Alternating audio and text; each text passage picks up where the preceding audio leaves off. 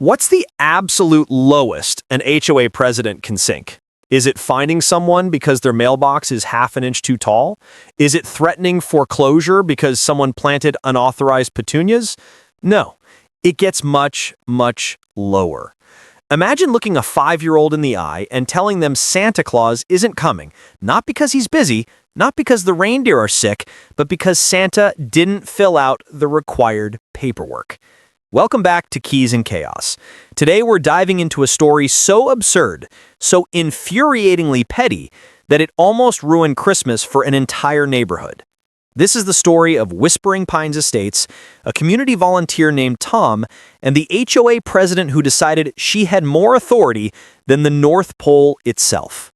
We're talking about Brenda McAllister, the undisputed Karen-in-chief of Whispering Pines. Brenda ran the HOA like a personal fiefdom, and this December she set her sights on the most beloved tradition of all, the annual community Santa meet and greet. She shut it down, citing unauthorized gathering and potential liability risks. But the community wasn't about to let their holiday spirit be crushed by bureaucratic red tape. What followed was a neighborhood revolt, a parade of epic proportions, and the discovery of the real reason Brenda canceled Christmas. It turns out the Grinch didn't wear green fur. She wore a pantsuit and carried a clipboard. Before we dive into the snowy chaos, let me know down in the comments, where are you watching from tonight? And what's the craziest thing your HOA has ever tried to ban? I read all of them, and trust me, the competition is fierce. Buckle up, because this one is a wild, tinsel-covered ride. Whispering Pines Estates wasn't a bad place to live, technically speaking. The lawns were immaculate, the paint colors were uniform shades of beige and gray, and the silence was often deafening. It was organized, orderly, and utterly devoid of soul. That was the consensus among the younger families who had moved in over the last few years, drawn by the good schools and the promise of safety. What they found was a community ruled by an older generation obsessed with regulations. At the center of this regulatory obsession was Brenda McAllister. Brenda had been HOA president for 10 consecutive years, mostly because no one else had the time or the inclination to challenge her. She was a woman in her late 50s, with a helmet of blonde hair that hadn't moved since the early 2000s, and a permanent expression that suggested she had just smelled something unpleasant. Brenda loved rules, but only when she was the one enforcing them. Our protagonist, Tom Reynolds, was the antithesis of Brenda. Tom was a father of 2 young kids, a software developer who worked from home, and a guy who genuinely liked people.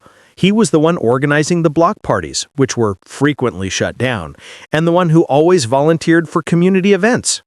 The idea for Operation Santa's Workshop started innocuously enough in early November. The previous year's Christmas event had been, frankly, pathetic.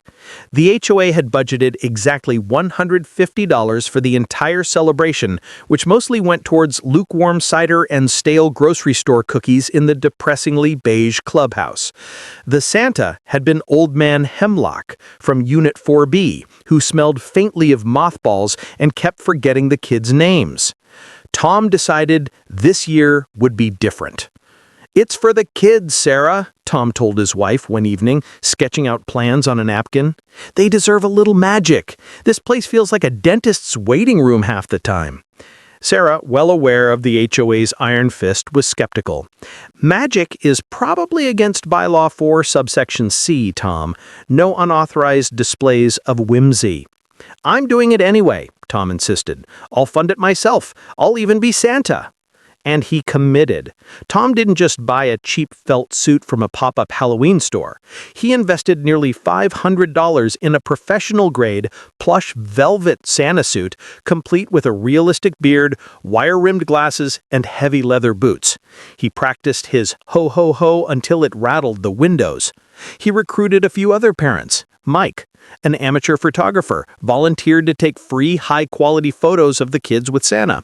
Jennifer, who ran a small bakery business from her home, technically against HOA rules, but everyone looked the other way, offered to supply hundreds of intricately decorated Christmas cookies. The plan was simple: transform the community clubhouse into a winter wonderland. They weren't asking for money. They weren't asking for resources. All they needed was the space. The Whispering Pines Clubhouse was the perfect venue. It was large, centrally located, and rarely used. Most weekends it sat empty, a monument to wasted community dues. Tom, ever the optimist, went through the official channels. He downloaded the Clubhouse Reservation Request Form, Form CRR-1A, filled it out in triplicate, and submitted it to the HOA office a full month in advance. Event: Community Santa Meet and Greet, free for all residents. Date: December 15th. Time: 2 p.m. to 6 p.m. Estimated attendance: 150, including children. Special requests: permission to install temporary, non-damaging decorations, lights, faux snow, and a backdrop. Tom attached a cover letter emphasizing that this was a volunteer-run, self-funded initiative aimed at fostering community spirit. He felt good about it. Who could possibly say no to Santa? Brenda McAllister, that's who. Tom waited. A week went by, then 2. He sent a follow-up email. Silence. The anticipation in the neighborhood was building. Tom had cautiously leaked the plans on the Whispering Pines Residents unofficial Facebook group, and the response was overwhelming. Parents were thrilled. Kids were writing letters to Santa, asking their parents when they could deliver them in person. The event was becoming the highlight of the season before it even happened. With only 2 weeks left until the event, Tom was getting nervous. He walked down to the HOA office, a small, sterile room attached to the clubhouse. Brenda's assistant, a timid woman named Margaret, told him the board was still reviewing the proposal. "Reviewing what?" Tom asked, trying to keep the frustration out of his voice. "It's a Santa visit. It's not a proposal for a toxic waste dump." Margaret just shrugged nervously, glancing towards the closed door of Brenda's inner office. "The board takes clubhouse usage very seriously, Mr. Reynolds." Finally, on December 5th, 10 days before the event, the response arrived. It wasn't an email. It was a certified letter delivered to Tom's door. The weight of the envelope alone told him the news wasn't good. Tom opened the letter standing in his kitchen. The letterhead, embossed with the Whispering Pines logo, a depressingly stylized pine cone, seemed overly formal for the subject matter. Dear Mr. Reynolds, the Board of Directors has completed its review of your request CRR-1A to utilize the community clubhouse on December 15th for the purpose of a community Santa meet and greet. We regret to inform you that your request has been denied. Tom stopped reading and took a deep breath. Denied? How? Why? He continued reading, his eyes scanning for the justification. The reasons for this denial are as follows. 1. Unauthorized gathering. The proposed event exceeds the maximum allowable attendance for a non-sponsored private function. Bylaw 12.4 limits private gatherings to 50 individuals. 2. Liability concerns. The presence of a large number of unaccompanied minors and an external entertainer, i.e., Santa Claus, poses a significant liability risk to the Homeowners Association. You have not provided proof of sufficient event insurance. 3. Inappropriate decor. The proposed decorations, including faux snow and extensive lighting, violate the aesthetic guidelines for the clubhouse interior. Bylaw 19.2 restricts decor to muted, neutral tones. 4. Incomplete application. Section 8B of the CRR-1A form, requesting a list of all attendees' names and unit numbers in advance, was left blank. We appreciate your interest in community engagement, but the board must prioritize the safety, security, and aesthetic integrity of our shared facilities. Failure to comply with this denial will result in fines starting at $500 per hour of unauthorized usage. Sincerely, Brenda McAllister, President, Whispering Pines HOA Board. Tom read the letter 3 times. Each reading stoked the fire of indignation in his chest. Aesthetic integrity? External entertainer? It was him, Tom, in a Santa suit. And the requirement to list every attendee in advance? It was a community event, not a high-security briefing. He looked at the points one by one. The 50-person limit was for private parties, like birthdays or anniversaries. This was a community event. The liability concern was a smokescreen. They held annual meetings with far more people. The decor argument was classic Brenda. Heaven forbid a little color interrupted the beige monotony. It was clear to Tom that these were not the real reasons. This was Brenda flexing her power, reminding the residents who was in charge. She didn't like the fact that Tom had organized something popular without her direct involvement. It was a challenge to her authority. He grabbed his coat, the denial letter clenched in his hand, and marched back to the HOA office. This time, he bypassed Margaret. "I need to see Brenda," he demanded. "Mr. Reynolds, she's in a meeting." "I don't care if she's meeting with the president," Tom retorted, pushing past her desk and knocking firmly on Brenda's door. He heard a muffled sigh from within. "Enter." Brenda McAllister's office was exactly what you would expect. It was impeccably organized, decorated in shades of gray and sterile white. Framed certificates of appreciation, mostly to herself, lined the walls. Brenda was seated behind a massive oak desk, looking down her nose at a spreadsheet. "Mr. Reynolds," she said coolly, without looking up, "I assume you received our letter." "I did, Brenda," Tom said, closing the door behind him, "and frankly, it's ridiculous."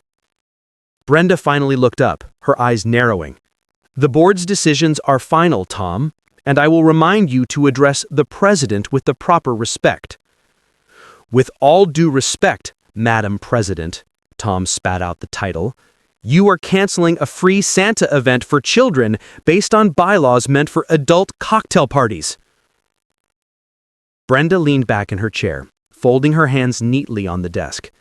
"The rules are the rules, Tom. They apply equally to everyone.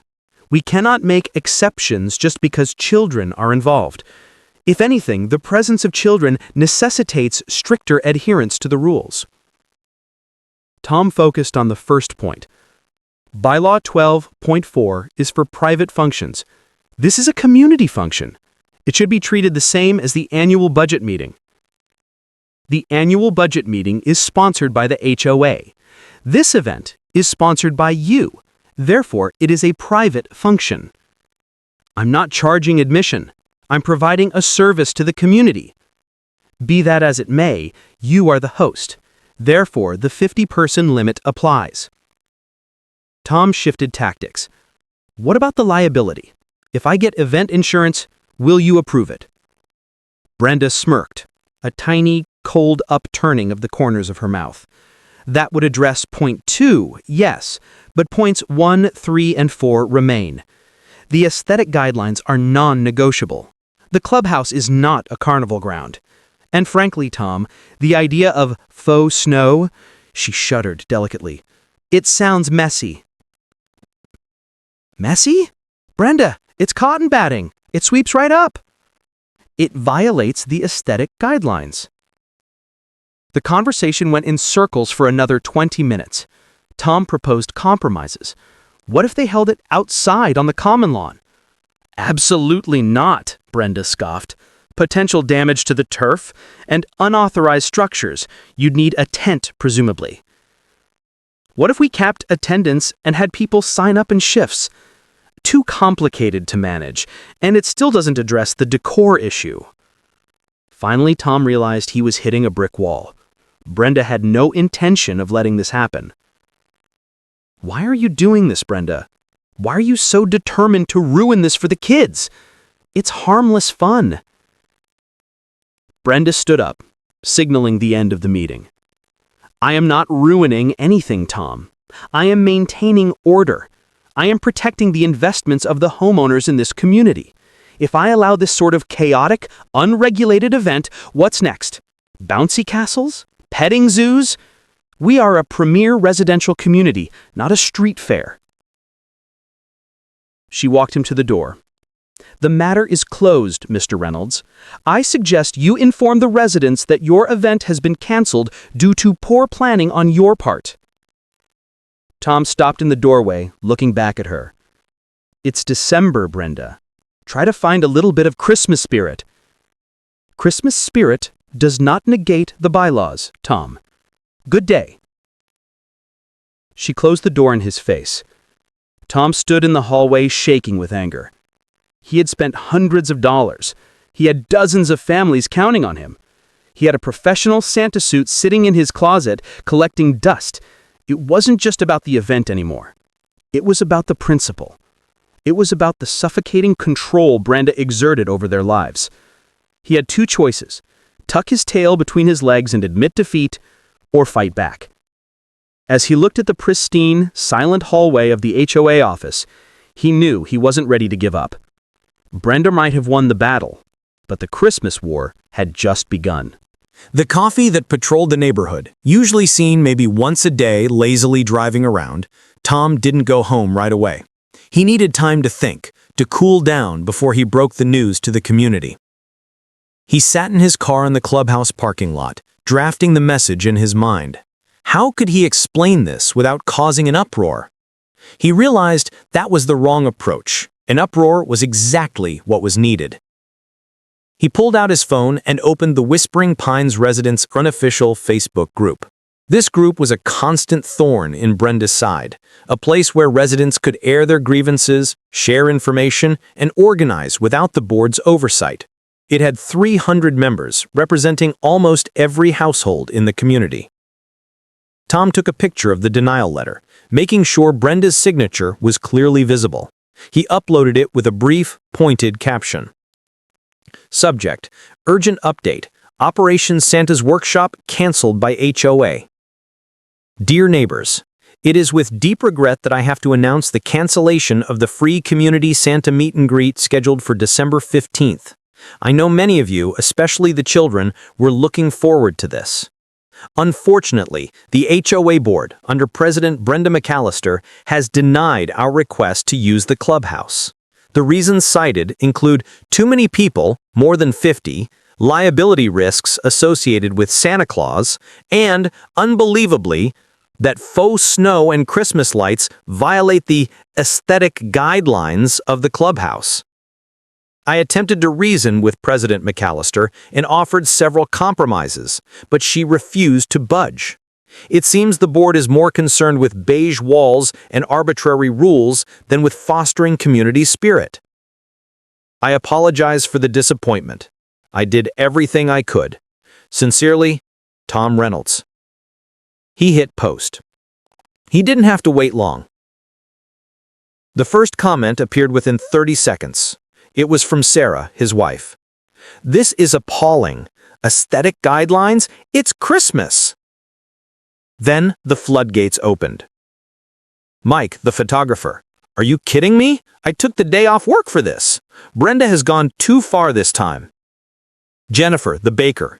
I already ordered the ingredients for 300 cookies. What are we supposed to do with 10 pounds of flour? This is unbelievable. My kids are crying.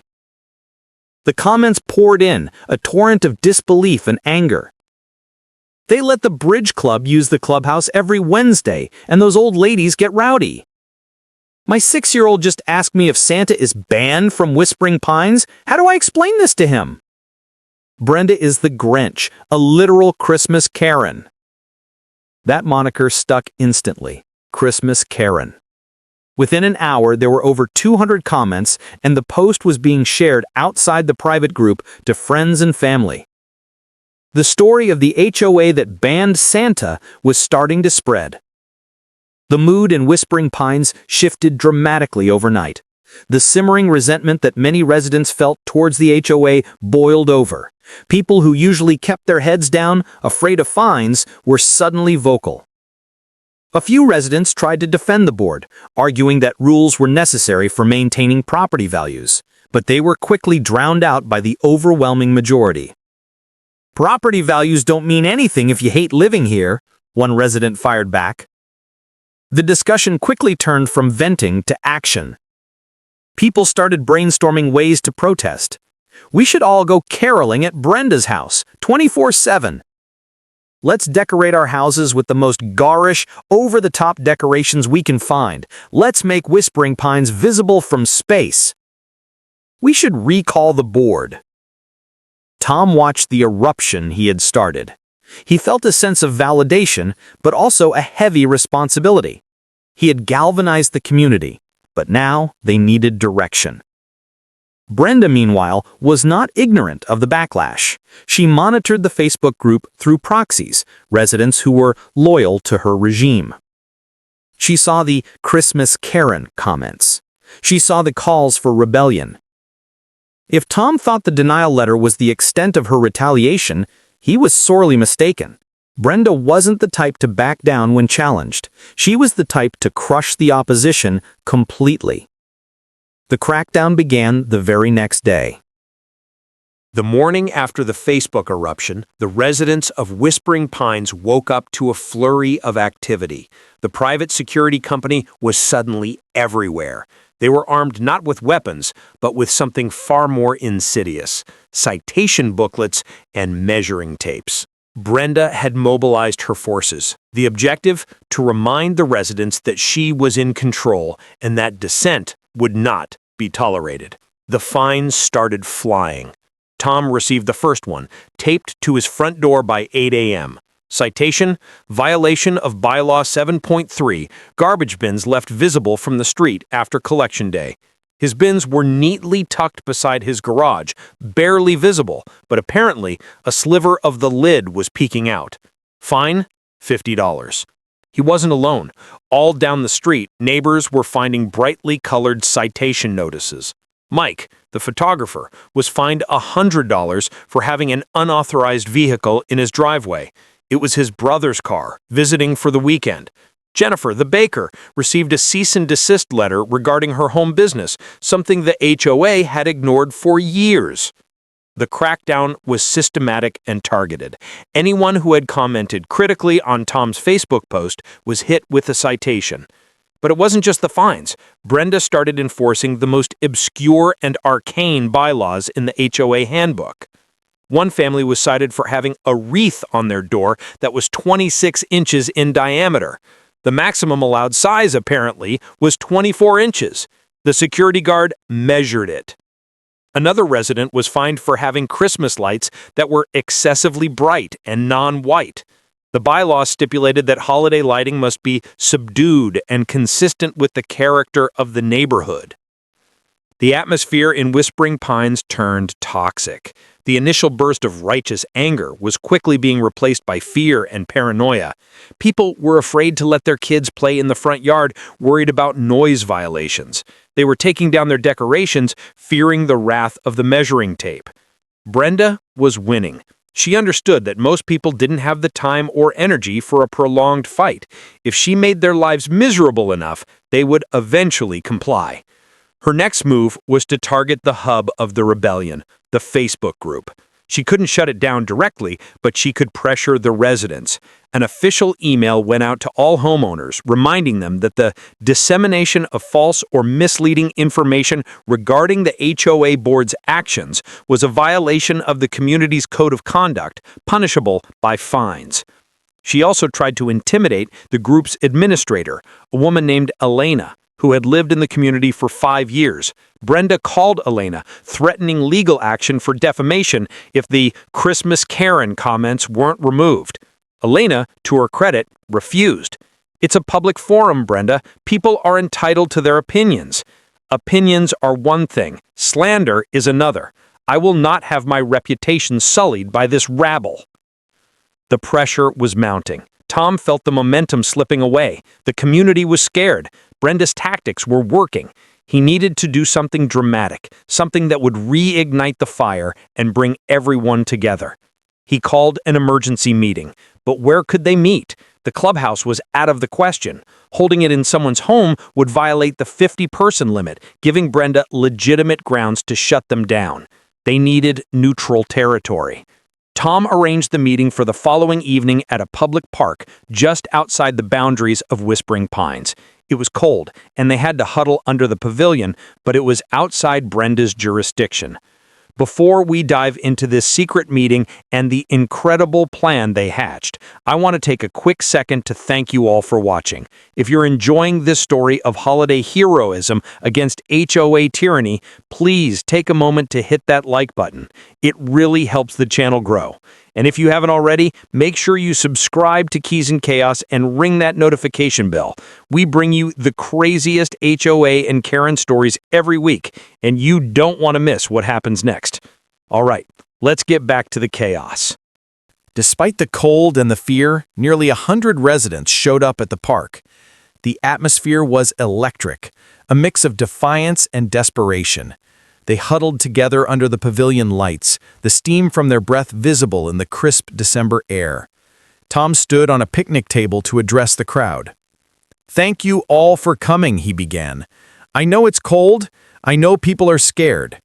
Brenda is doing everything she can to break our spirit. She's finding us for reeds, for garbage cans, for speaking our minds. She canceled our Santa event because she cares more about beige walls than our kids." A murmur of agreement rippled through the crowd. "We have a choice," Tom continued, his voice rising. "We can give up. We can take down our lights, pay the fines, and let Brenda win. We can accept that we live in a community where joy is against the rules. Or we can fight back." "Fight back!" someone shouted from the back. Others joined in. "But how?" asked Jennifer, the baker. "She holds all the cards. She controls the board, the security, the bylaws." "We need to hit her where it hurts," Tom said. "We need to show her that the community is united against her tyranny. We need to bring Christmas back to Whispering Pines, whether she likes it or not." The brainstorming began. The ideas were wild, fueled by anger and a growing sense of holiday spirit. Someone suggested they hire a lawyer and sue the HOA. "Too slow," Tom countered. "Christmas is in 10 days. We need something immediate." Someone suggested a protest at the clubhouse. "She'll just call the police and have us arrested for trespassing," Mike the photographer argued. Then a voice spoke up from the side. It was Mr. Henderson, a retired engineer who usually kept to himself. He was known for his elaborate model train sets and his dislike of the HOA, though he rarely spoke publicly. "We can't use the clubhouse," Mr. Henderson said in his quiet, precise voice, "and we can't gather on the common lawn. But the streets are public access even within the community. She can regulate gatherings, but she can't regulate movement." Tom looked at him, realization dawning. "A parade." Mr. Henderson nodded. "Exactly. A Christmas parade, right through the heart of Whispering Pines." The idea caught fire instantly. A parade. It was perfect. It was mobile, so it wasn't an unauthorized gathering in one spot. It was visible, defiant, and inherently joyful. "Yes!" Tom shouted. "A massive Christmas parade, floats, music, lights, and Santa! Lots of Santas!" The energy in the pavilion shifted from desperation to excitement. People started organizing immediately, forming committees. "We'll make it the biggest, loudest, most chaotic Christmas parade this neighborhood has ever seen. And the route, it goes right past Brenda McAllister's house." The planning kicked into high gear. They had 1 week to pull it off. The date was set, December 15th, the original date of the canceled Santa event. The logistics were daunting. They needed floats, they needed music, they needed organization, but the community was mobilized like never before. Mr. Henderson took charge of the float construction. Several residents had flatbed trailers used for landscaping or hauling ATVs. They volunteered them as the basis for the floats. The theme? Christmas chaos. One group started working on a Nightmare Before Christmas-themed float, deliberately clashing with Brenda's aesthetic guidelines. Another group designed a Winter Wonderland float, covered in the forbidden faux snow and bright-colored lights. Mike the photographer organized the music. He knew a guy with a professional DJ setup and massive speakers. He said, "We'll play the loudest, most obnoxious Christmas music we can find." Jennifer the baker coordinated the refreshments. They couldn't sell them, but they could give them away. Hot chocolate, cookies, candy canes, distributed from a decorated golf cart. And then there was Santa. Tom still had his professional suit, but one Santa wasn't enough for a parade of this scale. The call went out and, astonishingly, 5 other men volunteered to don the red suit. They had 6 Santas. The secrecy was paramount. They knew Brenda had spies in the community. The planning moved off the Facebook group and onto encrypted messaging apps. The floats were constructed in garages, hidden from view. They used code names. The parade was dubbed Operation Jingle Bell Justice. The route was meticulously planned. Whispering Pines was laid out in a series of loops. The parade would start at the entrance of the community, wind through the main thoroughfares, and culminate in a slow, noisy crawl down Mockingbird Lane, Brenda Street. Brenda lived in the largest house in the development, situated right in the center, overlooking the clubhouse. She would have a front row seat to the rebellion. As the week progressed, the excitement built. People were still getting fined, but now they treated the citations like badges of honor. They were no longer victims. They were rebels preparing for battle. Tom felt a thrill of anticipation. This was bigger than him, bigger than the Santa event. This was the community reclaiming its soul. He knew they were poking the bear. He knew Brenda would be furious. But for the first time in years, the residents of Whispering Pines felt truly united. December 15th arrived. The weather was perfect. Clear, cold, with a light dusting of snow on the ground. The stage was set. Operation Jingle Bell Justice was a go. The parade was scheduled to start at 5 p.m., just as the sun was setting. By 4:30 p.m., the staging area just outside the entrance to Whispering Pines was a hive of activity. The floats, hidden in garages all week, emerged in all their chaotic glory. Mr. Henderson had outdone himself. The Winter Wonderland float was a dazzling display of bright blue and silver lights, shimmering tinsel, and a snow machine blasting faux snow into the air. The Nightmare Before Christmas float was a masterpiece of Gothic holiday cheer, complete with a skeletal reindeer.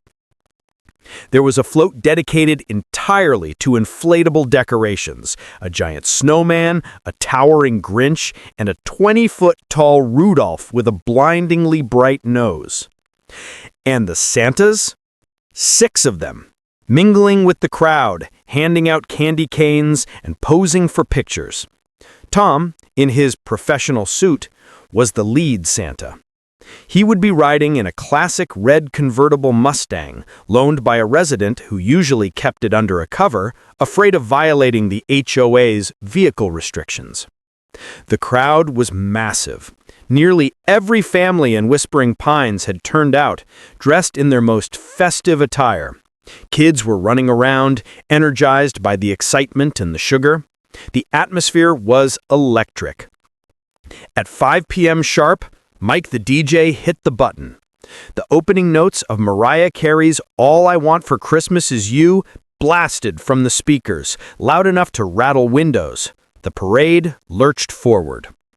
The red Mustang, with Tom as Santa at the helm, led the procession through the gates of Whispering Pines. The security guard at the gatehouse, utterly bewildered by the sudden appearance of a full-blown Christmas parade, didn't know how to react. He tried to stop them, citing unauthorized entry, but the sheer momentum of the crowd pushed past him. "Merry Christmas!" Tom shouted, waving to the stunned guard. The parade wound its way through the streets of the community. The noise was deafening. The lights were blinding. It was everything Brenda hated: loud, colorful, chaotic, and joyous. Residents who hadn't joined the parade came out onto their lawns, cheering and filming the spectacle. Even some of the older residents, usually loyal to the HOA, couldn't help but smile at the sheer absurdity of it. The parade was moving slowly, maximizing the disruption. The snow machine was leaving a trail of faux snow on the immaculate streets. The DJ was mixing Christmas classics with air horns and bass drops. Tom felt a surge of exhilaration. This was it. This was the community spirit he had been trying to foster. It didn't take long for Brenda to react. As the parade turned onto the main boulevard, a black SUV pulled up alongside the procession. Brenda emerged, clipboard in hand, her face a mask of incandescent rage. "What is the meaning of this?" she shrieked, trying to be heard over the music. "This is an unauthorized event! You are in violation of multiple bylaws!" The crowd responded with a chorus of "Merry Christmas, Brenda!" and "Ho, ho, ho!" Brenda marched alongside Tom's car. "Mr. Reynolds, I will have you arrested! You are disturbing the peace! You are trespassing!" "We're just walking on the streets, Brenda. Perfectly legal. Want a candy cane?" Brenda sputtered, speechless with fury. She started issuing citations on the spot, slapping them onto the floats and handing them to random participants. But it was futile. The parade was too big, too decentralized. She was one woman against an army of Christmas cheer. The parade reached its climax as it turned onto Mockingbird Lane, Brenda's street. The DJ cranked the volume even higher. The song changed to Jingle Bell Rock. The procession slowed to a crawl as it passed Brenda's house. The large, imposing structure was decorated in the most austere manner imaginable. A single white wreath on the door and perfectly symmetrical white lights along the roofline. The parade stopped directly in front of her house for a full 5 minutes. The Santas got out and started dancing in the street. The snow machine blasted her lawn with faux snow. The crowd chanted, "We want Santa! We want Santa!" Brenda stood on her porch, vibrating with rage. She was filming the whole thing on her phone, narrating the violations. Bylaw 14.2, excessive noise. Bylaw 7.8, littering, faux snow. Bylaw 19.1, unauthorized display of inflatables. But her voice was drowned out by the joyous rebellion. The community had reclaimed Christmas. As the parade finally moved on, heading towards the exit, Tom felt a profound sense of victory. They had done it. They had stood up to the tyrant and won. But the victory was even sweeter than he realized. Because while Brenda was distracted by the parade, something else was happening at the clubhouse. The twist in the story was about to be revealed. The plan had an ingenious secondary objective. The parade was the main event, the show of force designed to distract and infuriate Brenda. But Tom had organized a small reconnaissance mission to take advantage of the chaos. The clubhouse, the center of the conflict, the building Brenda had refused to let them use. Tom had always suspected that the reasons cited in the denial letter were smokescreens. He had a hunch that something else was going on. While the parade was winding its way through the streets, drawing the attention of the entire community, including Brenda and the security guards, a small group of residents, led by Elena, the Facebook group administrator, slipped away from the procession and headed towards the clubhouse. The clubhouse was supposed to be empty. The date, December 15th, had been marked as unavailable on the community calendar ever since Tom's request was denied. As Elena and her team approached the clubhouse, they noticed something strange. The parking lot, usually empty on a Sunday evening, was filled with cars. Expensive cars, Mercedes, BMWs, Audis, and there were vans, catering vans. They crept closer, staying in the shadows. The clubhouse was brightly lit, and they could hear music coming from inside. Not Christmas music, sophisticated jazz. They peered through the large windows. What they saw made their jaws drop.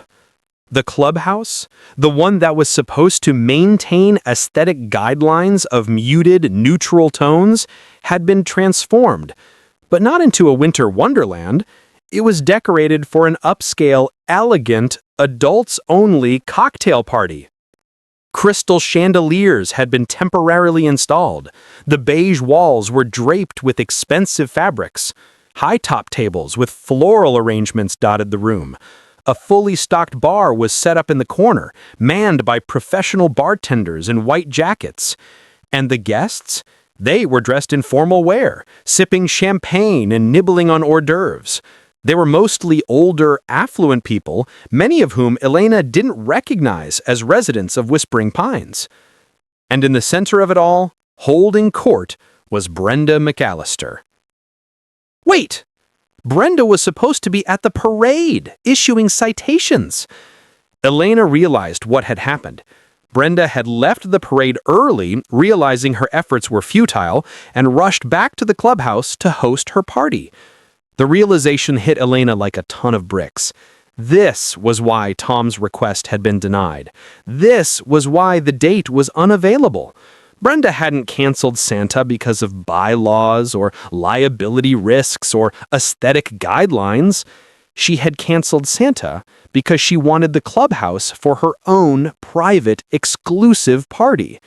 The hypocrisy was staggering. Brenda, the stickler for rules, the enforcer of bylaws, was hosting a private event that violated all the regulations she had used to deny Tom's request. The attendance clearly exceeded the 50-person limit, the decorations were far from muted and neutral, and Elena highly doubted that Brenda had provided a list of all attendees in advance. Elena pulled out her phone and started recording. She captured the scene inside the clubhouse, the lavish decorations, the flowing champagne, the professional catering staff, and she captured Brenda, laughing with her guests, the picture of elegance and sophistication. She needed to get this information to Tom immediately.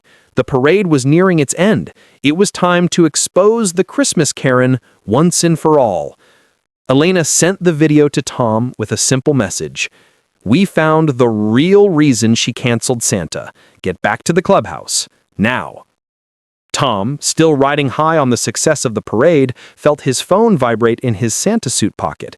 He checked the message and watched the video. His blood boiled. The sheer selfishness, the audacity, the contempt for the community. It was worse than he had imagined. He signaled to the DJ to cut the music. The parade, which was just about to exit the community gates, came to a halt. Tom stood up in the convertible, still dressed as Santa, and addressed the crowd. Friends, neighbors, we have just discovered something important, something that everyone needs to see. He connected his phone to the DJ's Bluetooth speaker system. It turns out there is a party happening at the clubhouse tonight, but it's not for the kids of Whispering Pines, it's for Brenda McAllister and her exclusive guests. He played the audio from the video, the jazz music, the clinking glasses, the laughter. The crowd fell silent, stunned. The realization spread like wildfire. She canceled Santa for this, someone shouted. The hypocrisy! The mood shifted instantly from celebration to righteous anger. To the clubhouse, Tom shouted, pointing dramatically. The parade turned around. The rebellion was not over. It was time for the final confrontation. The enraged community, led by 6 Santas and a fleet of chaotic floats, descended upon the clubhouse. The DJ started playing We're Not Gonna Take It by Twisted Sister, interspersed with Christmas jingles. Inside the clubhouse, the elegant cocktail party was in full swing. Brenda was regaling her guests with a story about her recent trip to Europe, sipping on a glass of expensive Chardonnay. Then the noise started. Faint at first, then growing louder. The bass thumped, rattling the crystal glasses. The sophisticated jazz was drowned out by the approaching cacophony. Brenda frowned, confused. The parade was supposed to be over. The guests started looking around nervously. The bartenders paused their shaking. Suddenly, the clubhouse doors burst open. Tom, in his full Santa regalia, strode into the room, followed by the other 5 Santas and a crowd of angry residents. The music inside stopped abruptly. The silence was broken only by the blaring music from the parade outside. Brenda froze, her glass halfway to her lips. Her face turned pale. "Brenda McAllister," Tom boomed in his best Santa voice, "it seems you've been naughty this year." The scene was surreal. The contrast between the elegant cocktail party and the chaotic invasion was stark. "What is the meaning of this?" Brenda shrieked, finding her voice. "This is a private event! Get out! You are trespassing!" "A private event, Brenda," Tom retorted, stepping forward. "Funny, I seem to recall that private events in the clubhouse are limited to 50 people. It looks like you have at least 100 guests here." He pointed to the crystal chandeliers. "And the decorations. They seem to violate the aesthetic guidelines of muted neutral tones. Bylaw 19.2, if I recall correctly." Brenda sputtered. "This is different. This is an HOA-sponsored event." "Is it?" Tom challenged. "Where was the notice to the community? Where is the budget approval? This looks like a private party funded by our dues, Brenda." Elena stepped forward, her phone held high, still recording. She was live-streaming the confrontation on the Facebook group. "We have the video, Brenda. We know you canceled the Santa event for this. You prioritized your fancy cocktail party over the children of this community." Brenda's guests started looking uncomfortable. They recognized the optics of the situation. They were caught in the middle of a neighborhood war. "I demand you leave immediately," Brenda shouted, her voice trembling with rage. "I am calling the police." "Go ahead," Tom said calmly. "The police are already here." As if on cue, 2 police officers entered the clubhouse. They had been called by one of the residents outside, anticipating trouble. The officers surveyed the scene. The angry crowd, the terrified socialites, the 6 Santas, and the furious HOA president. "What seems to be the problem here?" one of the officers asked, trying to suppress a smile at the absurdity of the situation. "These people are trespassing," Brenda insisted, pointing at Tom. "They crashed my private party. I want them arrested." Tom explained the situation calmly and concisely. He showed the officers the denial letter for the Santa event. He explained the bylaws Brenda had cited, and he pointed out the obvious violations of those same bylaws at her party. The officers listened patiently. They understood the dynamics of HOA disputes. "Ma'am," the officer said to Brenda, "this is a civil matter. We can't arrest people for trespassing on community property if they are residents." "But this is a private function," Brenda argued. "The clubhouse is a shared facility, and it seems there is a dispute over whether this event was properly authorized." The confrontation continued for several minutes, with Brenda growing increasingly desperate and the residents growing increasingly emboldened. The final blow came from an unexpected source. The catering manager, realizing the reputational risk of being involved in this fiasco, approached Brenda. "Mrs. McAllister, we are pulling our staff. We cannot be associated with this situation." The catering staff started packing up their equipment, taking the food and the alcohol with them. The party was officially over. Brenda's guests, seeing the writing on the wall, started slipping out the side doors, abandoning their hostess. Brenda was left alone, standing in the middle of the lavishly decorated clubhouse, surrounded by angry residents and 6 Santas. The realization of her defeat washed over her. She had been exposed, humiliated, and overthrown. The Christmas Karen had been vanquished. The fallout from the Jingle Bell Justice incident was swift and decisive. The live stream of the confrontation went viral, picked up by local news outlets and shared widely on social media. The story of the HOA president who canceled Santa for her private party became a national sensation. Brenda McAllister resigned from the HOA board the next day, citing personal reasons. She put her house up for sale shortly after, unable to bear the humiliation of facing her neighbors. The remaining board members, terrified of the empowered community, immediately approved a retroactive authorization for the Christmas parade and rescinded all the petty fines issued during the crackdown. An emergency election was held in January to fill the vacant board seats. Tom Reynolds was elected as the new HOA president, running on a platform of transparency, community engagement, and common sense. The changes in Whispering Pines were immediate and profound. The bylaws were revised, stripping away the arcane and oppressive rules and focusing on genuine safety and community well-being. The aesthetic guidelines were relaxed, allowing residents to express their individuality. But the most significant change was the spirit of the community. The Christmas War had brought the residents together, forging bonds of friendship and solidarity. Whispering Pines was no longer a sterile, silent neighborhood. It was a vibrant, active community, full of life and laughter. The following December, the Community Santa Meet and Greet was held in the clubhouse. It was a spectacular event, funded by the HOA and organized by a team of volunteers. The clubhouse was transformed into a true winter wonderland, complete with faux snow, bright colored lights, and a giant Christmas tree. Tom, once again donning the professional Santa suit, sat on a large velvet throne listening to the wishes of the children of Whispering Pines. The line stretched out the door and around the corner. The event was loud, chaotic, and joyous, and it violated none of the new bylaws. The story of Whispering Pines serves as a reminder that the power of an HOA ultimately rests with the community it serves. When people come together, united by a common cause, they can overcome even the most entrenched bureaucracy and the pettiest of tyrants. Christmas spirit, it turns out, is stronger than any bylaw. And that wraps up the incredible story of the Christmas Karen and the Jingle Bell Rebellion. It's amazing how a little bit of holiday spirit and a lot of community solidarity can take down an HOA dictator. If you enjoyed this wild ride, don't forget to absolutely smash that like button. And if you haven't already, subscribe to Keys and Chaos for more stories of neighborhood drama and sweet, sweet revenge. Ring that notification bell so you never miss an upload. Thanks for watching, and happy holidays, everyone!